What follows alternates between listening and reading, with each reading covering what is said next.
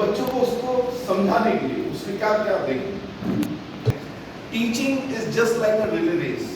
जो KG1 KG2 first second third fourth तक के जो टीचर्स होते हैं ना, बहुत तेज भागा ना, तो सबसे ज्यादा फायदा लास्ट वाले को होता है जो लास्ट में भागता है। तो ये बेस बनता है। अगर आपने वो बेस नहीं बनाई एज अ प्राइमरी टीचर, उस बच्चों की बेसिक्स क्लियर नहीं किए, तो पता है जब वो 5th 6th में जाता है 7th 8th तक जाता है, उस टीचर के ऊपर लोड आ जाएगा, क्योंकि वो जो चीज समझाने की सोच रही है, राइट, वो वैसा नहीं समझा पाएगी क्योंकि उसका बेसिक ही क्लियर नहीं, राइट। और फिर अगर ये सेकंड स्टेज वालों ने अगर क्लियर नहीं किया, फिर 9th 10th वालों के साथ दिक्कत आ जाती है। वो जो सीनियर, क्योंकि आपने बेसिक ही, मैंने कई स्कूल्स में, बड़े बड़े स्कूल्स में मैंने देखा है, स्पेशली जब तक वो 9th तक आप फेल नहीं कर सकते थे बच्चों को, राइट, उस टाइम मैंने ये चैलेंज देखा है कि कई बच्चों के बेसिक्स क्लियर नहीं होते थे। अब वो 9th में आ गया, वो टीचर पढ़ा दिए मैथ्स, उसको मैथ्स के बेसिक्स ही नहीं मालूम है, फिर वो बेसिक्स सिखाना, उसमें फिर टीचर के ऊपर लोड आ जाता है। तो आप इसके चैनल को कभी देखिएगा, ये बहुत क्रिएटिवली अपने लेवल पे जितना उससे हो सकता है, अपने लेवल पे बच्चों के लिए बहुत सारी चीजें करते हैं जो आप लोगों के अंदर आपको डेवलप करना है। अच्छा, मुझे एक बात बताएं, आपके हिसाब से हिंदुस्तान में कितने प्रतिशत लोग ईमानदार हैं? कोई बताए?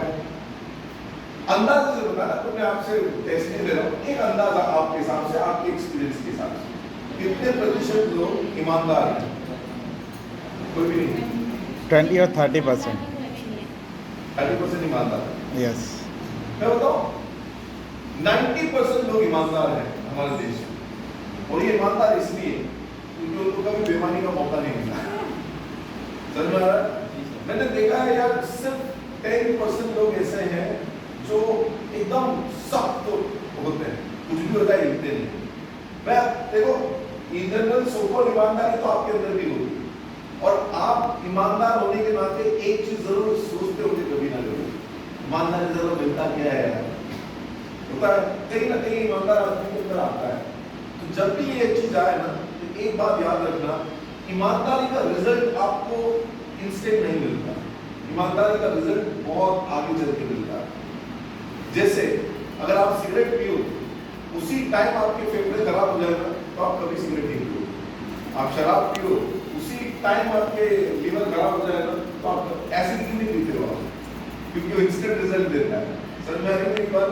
तो ऐसे ही पॉजिटिविटी के साथ भी, और स्पेशली ईमानदारी के साथ, ऑनेस्टी के साथ, एक सेंस ऑफ ऑनरशिप लेना बहुत जरूरी है ईमानदारी से।